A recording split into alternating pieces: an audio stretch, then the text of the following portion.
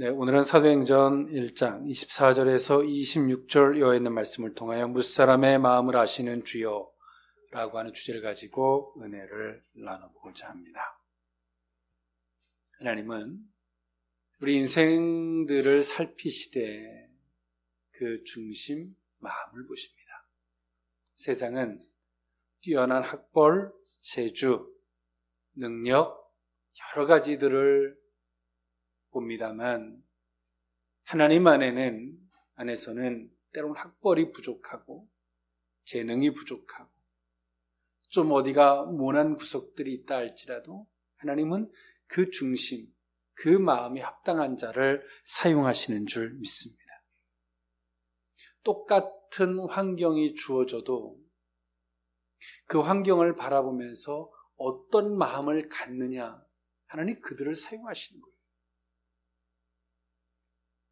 똑같은 어려운 일이 주어졌을 때 어떤 사람들은 옳고 그름으로 보는 사람이 있는가 하면 어떤 사람들은 잘잘못을 가지고 누구의 책임을 논하는 사람도 있겠지만 또 어떤 사람은 겸손하게 겸허하게 그 모든 것 속에서 주의 뜻하심과 의도를 살피고 내게 말씀하심이 무엇인지를 살피고 똑같은 환경 속에서도 하나님 저를 사용해 주시옵소서라고 하는 그 겸손한 자를 하나님은 사용하시길 원하십니다.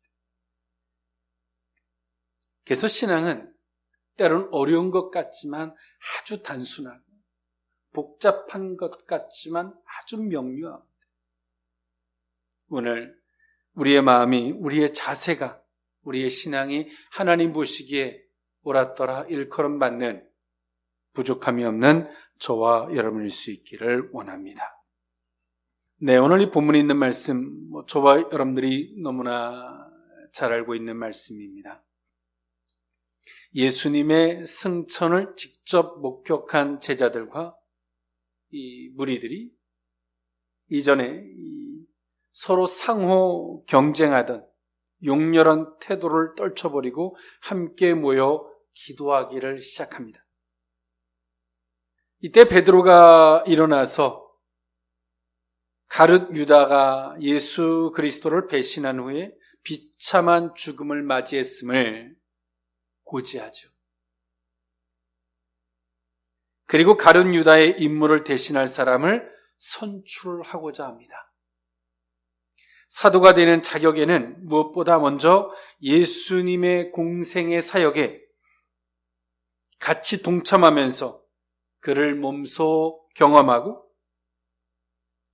예수의 부활을 담대하게 전할 수 있는 용기와 신앙이 중요한 조건이 되었습니다. 때론 기회주의자처럼 어려울 때는 나 몰라라 하고 편안할 때는 내가 여기 있어 라고 하는 사람이 아니라 정말 어려울 때 함께하고 예수님의 공생의 가운데 핍박과 환난이 있을지라도 그것을 묵묵히 함께 견디고 참여한 그들 중에 한 사람을 선택하기로 한 것입니다. 그리고 예수 그리스도의 부활을 담대하게 전할 수 있는 용기와 신앙, 이것이 조건이 된 것이죠.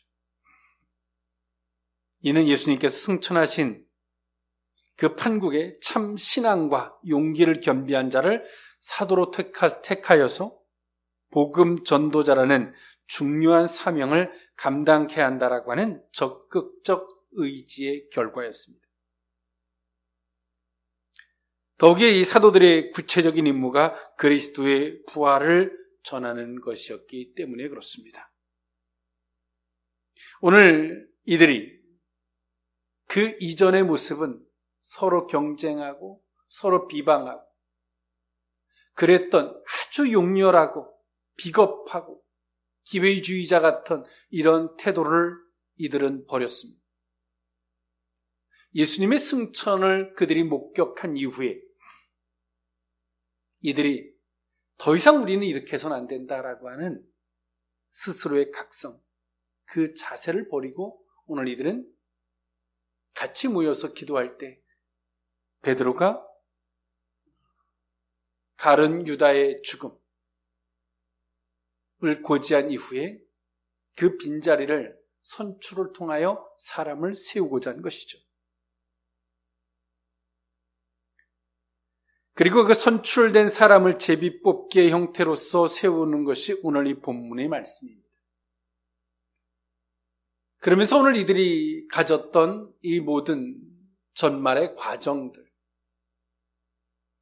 그리고 이 자리에서 선출되어진 사람, 어찌 보면 이때 당시에 같이 모여서 기도했던 사람들은 120문도였습니다. 120명이 모인 자리에서 선출된 두 사람 가운데 한 사람을 뽑았죠. 이 뽑힌 사람은 아마도 굉장히 영광스럽고 감격함이 컸을 것입니다. 기뻤겠죠. 그런데 또 한편에서 오늘 이 선출된 사람을 뒤집어 보면 이 사람은 떨렸을 것입니다. 왜냐하면 예수님께로 말미암아 선택받았던 가룟 유다가 예수님을 배신하고 예수님을 배신한 그 결과는 너무나 비참한 결과였습니다. 예수님을 배신한 가룟 유다의 결과는 사단의 종이 되었고, 사단이 종이 된 가룟 유다는 예수님을 팔아버리는 도구가 되었고, 그는 비참한 죽음을 맞이하는 것을 목격했거든요. 선택받는다라고 하는 기쁨도 있지만 또 한편에서는 이 선택이 갖다주는 중압감, 책임, 그리고 선택받은 자의 자리에서 내가 이것을 유지하고 가느냐, 유지하지 못하느냐의 결과는 너무나 비참한 결과인 것을 너무나 잘 알고 있었던 사람들. 오늘 이 사람이 한편에서 선택받은 것에 대한 엄청난 영광이지만 또 한편에서는 정말 살떨리는 두려움이 같이 공존했을 것입니다. 이것이 가룟 유다가 사라진 그 자리에 선출되어지는 오늘 이 한 사람, 그리고 그 사람을 선출하는 과정 속에서 오늘 이 제자들이 이 120문도가 보였던 이 신앙의 과정의 태도들, 오늘 그 가운데서 사도들이 무사람의 마음을 아시는 주여 겸손하게 이제 더 이상 내가 보는 것을 절대치로 받지 않고 비록 내가 보는 것이 있다 할지라도 그것은 뒷전으로 밀어놓고 하나님의 뜻이 무엇인지를 겸허하게 묻는 오늘 이들의 신앙의 태도들, 오늘 그것이 소개되어지고 있는 또 이런 이들에게 성령의 역사와 하나님의 간섭하심이 있는 것이 오늘 이 본문의 내용의 말씀입니다. 무사람의 마음을 아시는 주여, 그 의미를 세 가지로 나누어 살펴보고자 합니다. 첫 번째로는 본문입니다. 사도행전 1장 21절에서 22절에 있는 말씀인데요. 이러므로 요한의 세례로부터 우리 가운데 옮겨져 가신 날까지 주 예수께서 우리 가운데 출입하실 때에 항상 우리와 함께 다니던 사람 중에 하나를 세워 우리와 더불어 예수께서 부활하심을 증언할 사람이 되게 하여야 하리라 하거늘. 아멘. 오늘 베드로는 이 가룟 유다의 죽음을 120문도 앞에서 고지했습니다. 이들이 다 알고 있는 내용이지만 공동체 안에서 이것을 공포하듯 공지하죠. 그리고 베드로는 다른 한 사람을 선출함에 앞서서 오늘 베드로는 자신의 본분을 압니다. 내가 무엇을 해야 할 자인지를 압니다. 나는 예수님의 오른팔이었어. 12명의 제자 중에서 항상 예수님을 따라다니던 선택 중에서 또 선택을 받은 베드로, 요한, 야고보, 나는 여기에 들었던 사람이야 라는 것이 아니라 오늘 베드로는 자신의 본분을 알아요. 본분. 베드로의 이 전말을 살펴보면 예수님께 선택을 받았지만 예수님이 말씀하실 때 그것을 소홀히 흘러 들었던 베드로, 그리고 또 주의 말씀을 자신의 의지로 해보려고 했던 베드로의 결말은 예수님을 저주하고 부인하는 자들이 자리에 섰던 베드로, 그 자리에 서봤던 베드로는 함부로 자신을 내세우려거나 함부로 자신의 의지를 믿고 나서기를 주저합니다. 그렇다 그래서 내가 과거에 부끄러움이 있다 그래서 주저하고만 있는 것은 신앙은 아닙니다. 겸손하되 그 겸손의 자리에 주를 요청하고 내가 해야 할 일을 하는 것이죠. 할렐루야. 그리고 베드로는 자신이 해야 할 본분이 무엇인지를 더불어 함께 고지합니다. 22절, 항상 우리와 함께 다니던 사람 중에 하나를 세워 우리와 더불어 예수께서 부활하심을 증언할 사람이 되게 하여야 하리라거늘. 예수님의 부활을 증거해야 할 자인지를 베드로는 알고 있습니다. 우리는 자신의 본분을 모르면 항상 사단의 미혹거리에 먹잇감이 될 수밖에 없습니다. 내가 본분을 모르면 사단이 이렇게 속삭이고 저렇게 속삭이는데 우리는 휘둘릴 수밖에 없죠. 베드로 또한도 그렇게 휘둘릴 수 있는 자리에 있습니다. 한편에서 베드로도 제자들 중에서 특별한 제자가 될 수 있었고요. 또 한편에서 베드로는 그럼에도 불구하고 주님이 찾아와 주셨던 은혜와 영광을 받은 사람이고요. 디베라 바다에서 물고기를 잡는 그 자리에 있었던 주인공이 되었습니다. 내가 나를 사랑하느냐? 예수님께서 직접 물으시며 내 양을 먹이라 치라라고 부탁까지 받았던 베드로.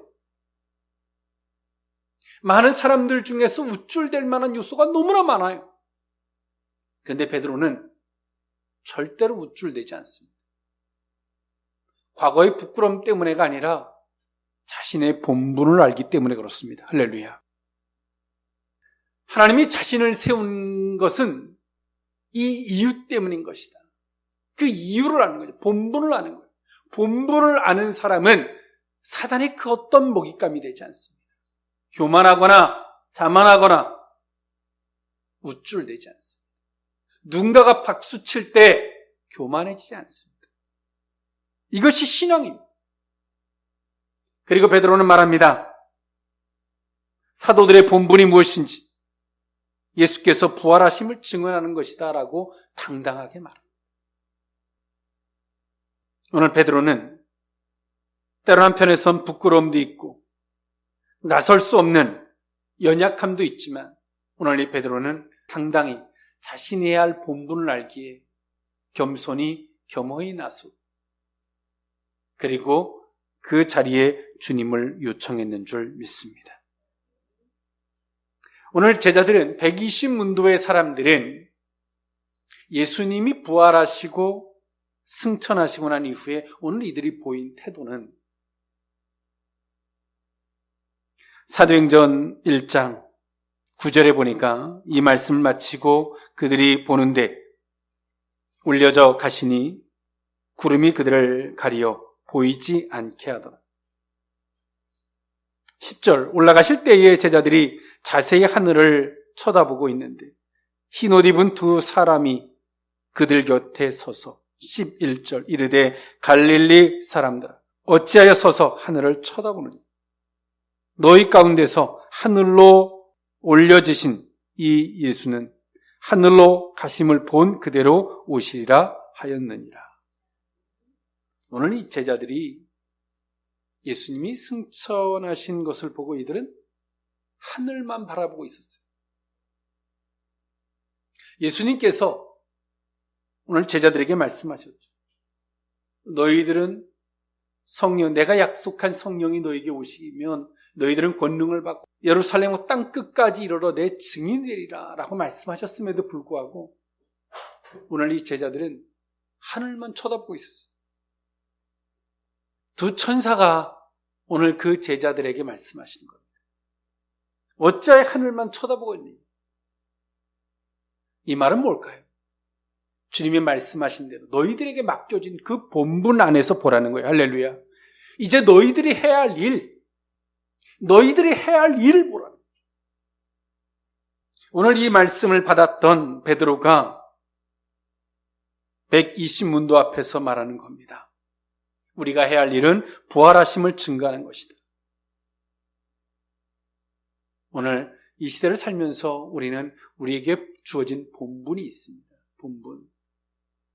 오늘 베드로처럼 선택의 은혜도 있고 택함의 은혜도 있고 우쭐대다가 주님을 부인하고 저주하는 그 부끄러움도 있고 그럼에도 불구하고 용서하셨던 주님의 관용도 있고 또 주께서 그런 우리들에게 내가 다른 사람들보다 더 사랑하느냐라고 물으시면서 그 사역을 위임해 주셨던 은혜도 있습니다. 그런데 오늘 우리는 우리가 쳐다보고 바라보고 있는 것이 무엇일까요? 주의 말씀을 따라 우리의 본분, 내가 해야 할 일을 바라봐야 되는데 그것을 바라보지 아니하고 막연한 주님의 위로, 막연하게 하나님만을 바라보고 있는 것은 결단코 신앙이 아닙니다. 막연하게 승천하신 예수님을 바라보는 신앙이 아니라 주님이 말씀하셨던, 승천하시면서 말씀하셨던 그 말씀을 기억하고 본분을 바라볼 때 주님이 약속하셨던 성령이 오늘 우리 가운데 임하셔서 그 권능과 역사하심으로 함께하는 줄 믿습니다. 근데 오늘 우리는 이 제자들과 같이 본분을 바라보지 못하고 지금도 막연하게 하나님을 바라보고 추앙하는 그 어리석은 자리에 서 있는 사람들이 많습니다. 우리의 본분 앞에 주님으로부터 주어진, 맡겨진, 위임받아진 그 본분 앞에 설 수 있기를 원합니다. 무사람의 마음을 아시는 주여, 두 번째 의미는 주의 뜻을 묻는 자세입니다. 사도행전 1장 23절에서 24절에 있는 말씀인데요. 그들이 두 사람을 내세우니 하나는 바사바라고도 하고 별명은 유스도라고 하는 요셉이요 하나는 마띠아라. 그들이 기도하여 이르되 무사람의 마음을 아시는 주여, 이 두 사람 중에 누가 주님께 택하신 바 되어. 아멘. 이 바사바라고 하는 이 요셉은 요세비우스의 역사서에서 보면 70인의 제자 중에 한 사람이라고만 설명하고 있습니다. 오늘 이 사람과 마띠아라는 사람이 120문도 중에서 네가 너희들 무리 가운데서 천거하라고 했을 때 이 두 사람이 천거받은 겁니다. 그리고 이 천거받은 사람들을 다수결에 의해서 오늘 이 두 사람 중에 한 사람을 선택한 것이 아니라 오늘 이 제자들을 보면 오늘 이들이 가지고 있는 신앙의 태도가 어떻게 바뀌었는지를 볼 수 있어요. 그전에는 서로가 경쟁하고 비방하고 누가 위냐 아래냐 따졌던 정말 용렬한 태도를 버리고 함께 모여 기도했던 오늘 이들, 자신이 보는 것의 판단을 전적으로 믿고 가다가 실패와 부끄러움과 주님을 모른다고 했던 그 자리에 섰던 오늘 이들이 태도가 바뀌었어요. 어떻게? 천거받은 이 두 사람 가운데서 오늘 이들은 왜 두 사람을 천거하지만 그 두 사람 중에 누가 더 좋은 사람이라고 하는 왜 내 생각이, 내 판단이 왜 없겠어요? 신앙생활 하다 보면 내 판단, 내 생각이 왜 없어요? 다 있어요. 근데 교회는 그 판단들의 다수결을 쫓아가는 것이 아니라 비록 내 생각과 내 판단과 내 의견이 있지만 그것을 잠깐 내려놓고 정지해놓고 선출하는 데까지는 그럴 수 있어요. 그러나 그 이상의 자리에서는 잠깐 멈춰놓고 최종적 판단은 하나님께 맡기는 거예요. 할렐루야. 내가 보는 것에 대한 나의 선입견과 나의 욕심과 내가 가지고 있는 어떤 이 판단들이 들어갈 수 있기 때문에 그 생각을 멈춰놓고 오늘 이들은 고백합니다. 무사람의 마음을 아시는 주. 교회는 행동의 결과를 봐서는 안 됩니다. 똑같은 것을 섬겨도 진심으로 하나님 앞에 섬기는 사람이 있는가 하면 사람들의 환심을 얻으려고 섬기는 사람도 있고 내가 맡은 위치 때문에 어쩔 수 없어 섬기는 사람도 있고요. 또 내가 뭔가를 사고쳐서 미안해서 섬기는 사람도 있어요. 그런데 진짜 하나님이 받으시는 건 뭘까요? 진심으로 하는 건 하나님 받겠죠. 그리고 나머지 것은 사람과 사람의 관계. 그것을 누구만이 알 수 있어요? 하나님이 아시는 거예요. 그 마음을 살피신 하나님께서. 오늘 제자들은 내가 보는 것에 대한 한계치를 인정하죠. 이게 겸손이에요.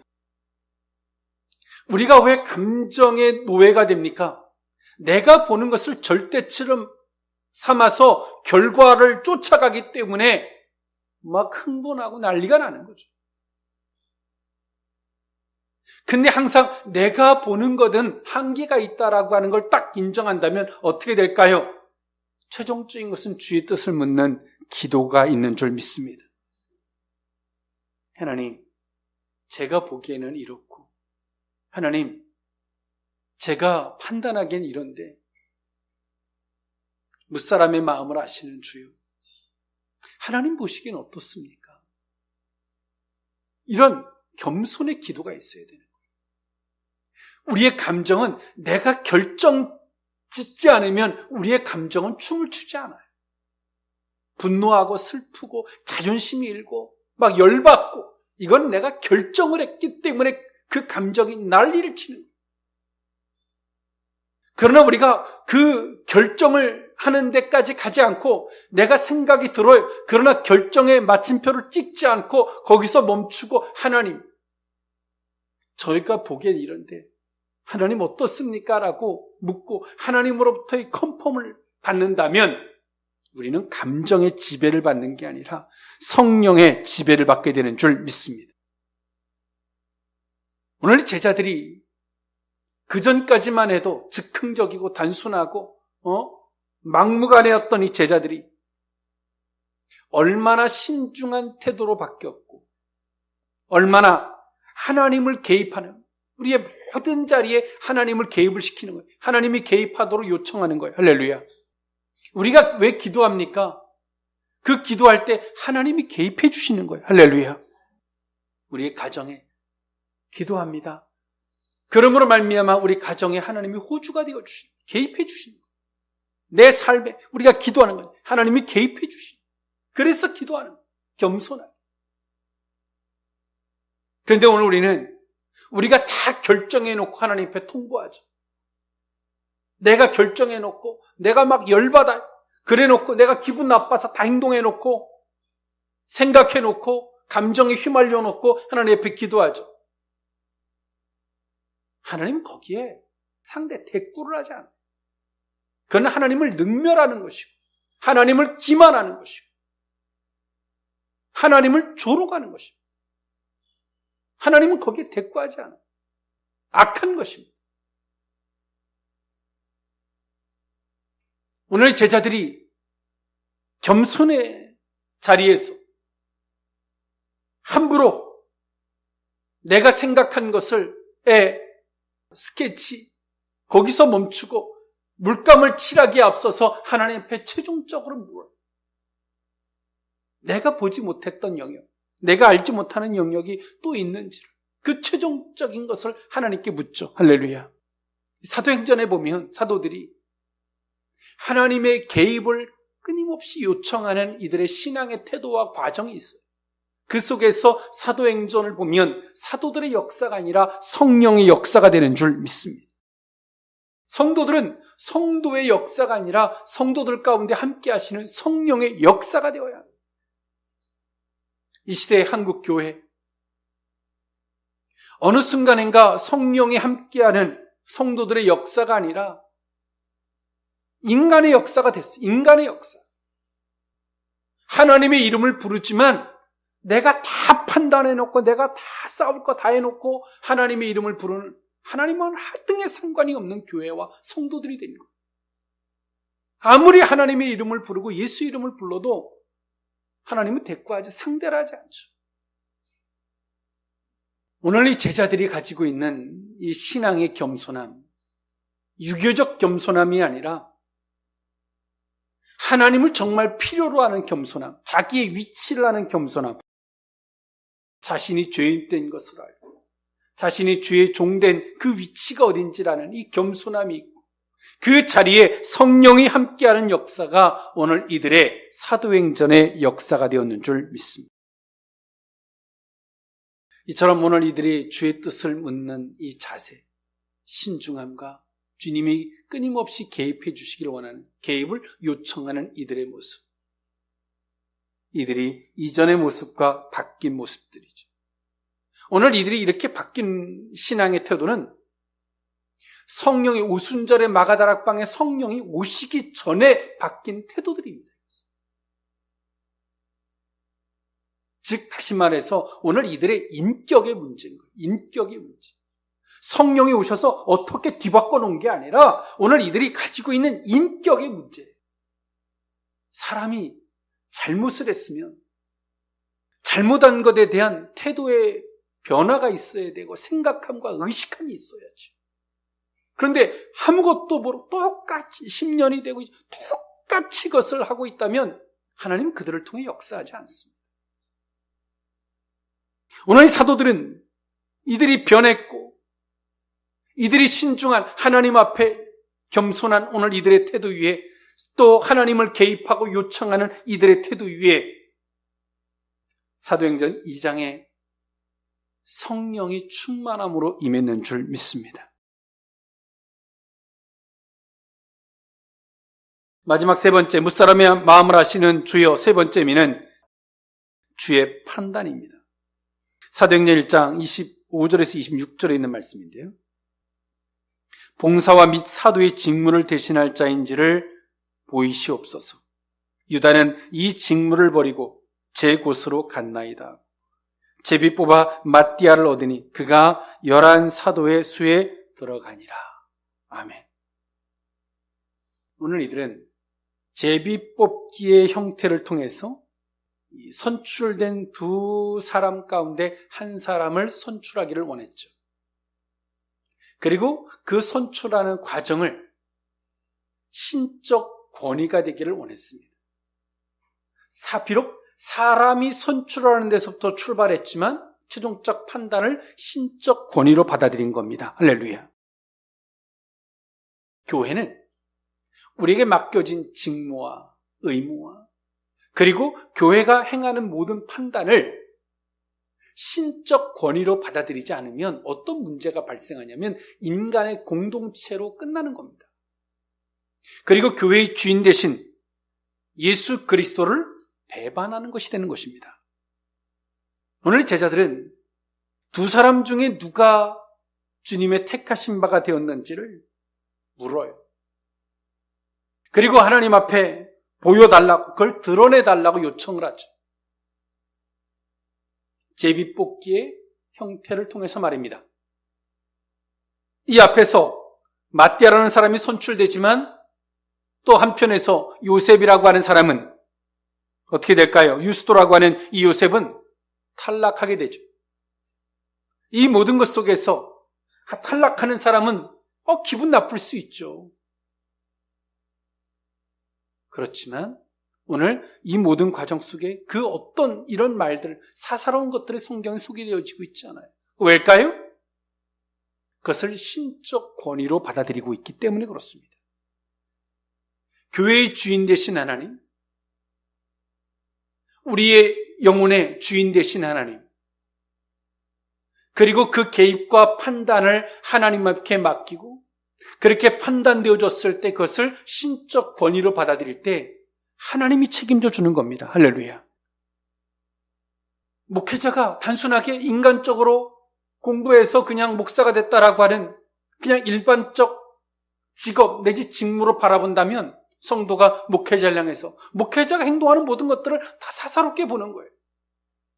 아유, 목사님이 갔네? 오셨네? 아유, 이건 기분 나쁘네?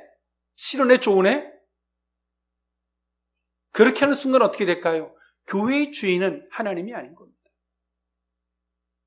교회의 머리 대신 주님을 배반하는 거예요. 인간의 공동체가 되도록 우리는 범죄하는 겁니다. 교회를 무너뜨리는 거예요. 그런데 그것을 신적 권위로 받아들이고 교회의 질서 안에서 받아들이면 어떻게 될까요? 비록 내 생각하고 안 맞을지라도 주님, 어떤 뜻하신 바가 있는지 내게 알려주시옵소서.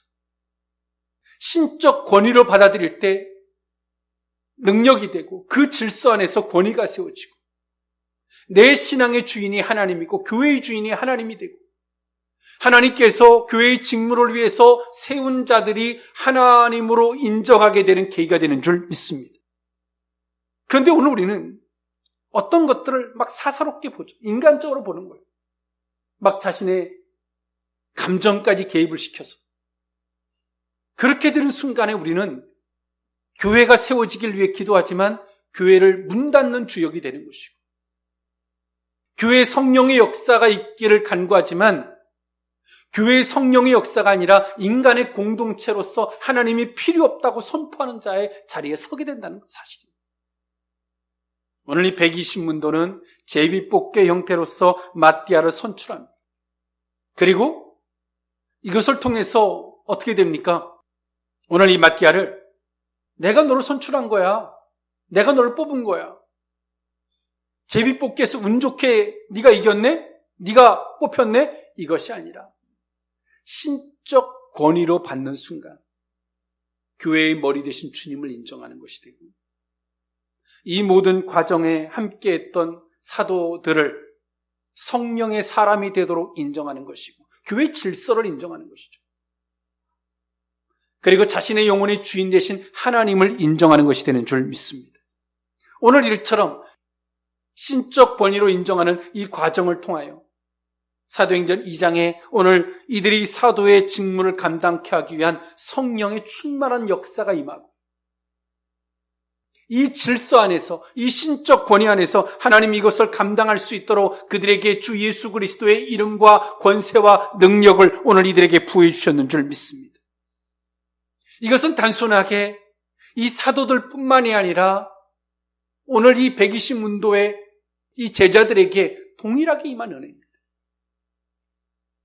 교회의 질서를 인정하고 신적 권위를 인정하는 오늘 이들의 신앙의 태도, 교회의 머리 되신 주님을 인정하는 이들의 신앙의 모습들 안에서 이 120문도는 성령이 임할 때 방언을 하고, 이때 당시에 이들이 한 방언은 세계 각국의 정확한 구사가 되어지는 이 방언들을 하게 됩니다.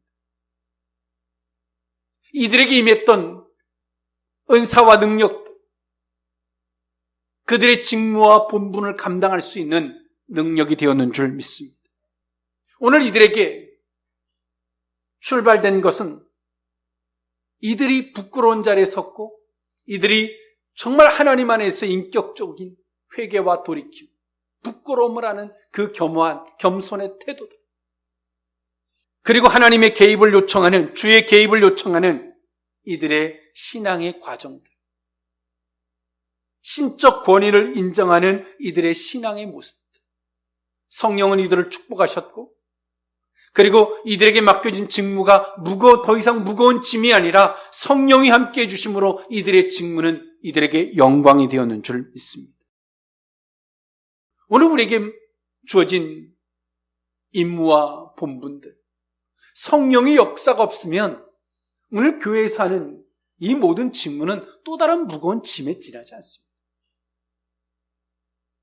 세상살이에 피곤하고 힘들어 죽겠는데 교회에 와서 청소하고 때론 봉사해야 되고, 내가 먹고 쓰기도 부족한 돈을 또 하나님 앞에 헌금으로 드려야 되고, 이거 무거운 짐이에요. 연속한. 그런데 성령이 역사하심, 성령의 그 능력이 덧입혀지는 순간에 우리에게 맡겨진 본분은 단순한 책임을 넘어서 영광이 되는 것이죠. 할렐루야. 그것을 감당할 뿐더러 더불어 함께 먹고 마실 수 있는 영광이 되는 줄 믿습니다. 말씀을 정리할까 합니다. 오늘 제자들은 오늘 이 마띠아를 선출함에 앞서서 오늘 이들이 가졌던 신앙의 태도들, 자신의 본분, 주의 뜻을 묻는 겸손의 자세, 또 주의 판단을 신적 권위로 받아들이는 질서의식들, 이 안에서 오늘 이들과 함께 하셨던 성령의 역사, 이것이 오늘 이 본문에 있는 말씀이죠. 오늘 선출되어진 이 마띠아 또한도 한편으로는 영광스럽지만 한편에서는 두렵고 떨렸음을 말씀드렸습니다. 가룟 유다는 자신의 생각, 자신의 판단, 자신의 계산을 쫓아갔고 그 계산의 끝은 주님을 배반하고 팔아버리는 일이었습니다. 오늘 마띠아 또한도 선출되어지지만 그것을 감당하기 위한 얼마나 간절한 기도가 있었을까요? 오늘 그에게 임해진 성령의 역사하심은 사도행전의 역사의 주역이 되었는 줄 믿습니다. 오늘 이 마띠아가 두 사람 중에 한 사람이 선택되어진 이 사람 또한도 주님이 어렵고 힘든 그 길을 구경뿐이 아니라 묵묵히 함께했던 예수님의 제자 중에 한 사람이었다는 것입니다. 사도의 자리에는 들지 않았지만 묵묵히 기회주의자같이 어느 자리가 되면 그냥 내가 쓰임 받겠지가 아니라 진자리 마른 자리, 굳은 자리, 묵묵히 주님과 함께했던 오늘 그 사람 중에 한 사람이 마띠아. 신앙은 결과가 아닙니다. 오늘 하나님께서 내가 너를 그때 보았노라 일컬음 받는 주님의 인정함인 줄 믿습니다. 오늘 마띠아가 제자의 자리에서 그가 어떤 모습으로 주님과 함께 했는지 성경은 우리에게 다 소개하고 있지는 않습니다. 그러나 오늘 이 마띠아가 그 모든 자리에 함께 했다는 사실, 그리고 그 마띠아가 선출되어지고 그 선출되어졌을 때에 단순한 영광보다 두렵고 떨림으로 그 자리를 수용하게 됐다는 사실. 오늘 이 말씀 앞에 우리는 많은 걸 돌아볼 필요가 있습니다. 이 시대를 살아가는 많은 크리스천들과 특히나 한국 교회와 성도들은 정말 이 말씀을 통해 많은 걸 뒤집어 볼 필요가 있습니다. 주님의 개입을 요청하고 있는지, 내 생각이 있지만 최종적 판단을 주님께 요청하고 있는지, 교회가 신앙의 과정을 통하여 사람들을 세우지만 그것을 신적 권위로 받고 있는지, 또 신적 관위 안에서 세워진 자를 그 거룩한 질서 안에서 바라보고 또 그렇게 받아들이고 있는지. 오늘 이런 의식이 부재되어지면 교회는 인간의 공동체가 되고 성령의 역사를 소멸하게 하는 주역이며 사탄의 도구로서 가룟 유다의 그 뒤를 따르는 교회의 문을 닫게 하는 주역일 수밖에 없다는 사실을 기억하는 저와 여러분일 수 있기를 원합니다. 기도하겠습니다. 사랑하는 하나님, 무사람의 마음을 아시는 주여, 우리의 본분을 알게 하시고 그 본분 안에서 막연하게 주님을 바라보는 것이 아니라 본분 안에서 주님을 바라보게 하여 주시옵소서. 우리의 생각과 판단이 있다 할지라도 최종적 판단을 주님께 묻는 이 겸손함이 있게 하시고, 주께서 친히 핏값으로 세운 교회에서 그 과정을 통하여 세움이 있을 때에 신적 권위로 받아들일 수 있는 성도들의 모습들이 있기를 원합니다. 그 속에서 하나님, 사도행전 2장의 역사, 성령의 역사하심이 있는 교회들, 성도들이 되도록 축복하여 주옵소서. 축복하고 감사하며 예수님의 이름으로 기도하옵나이다. 아멘.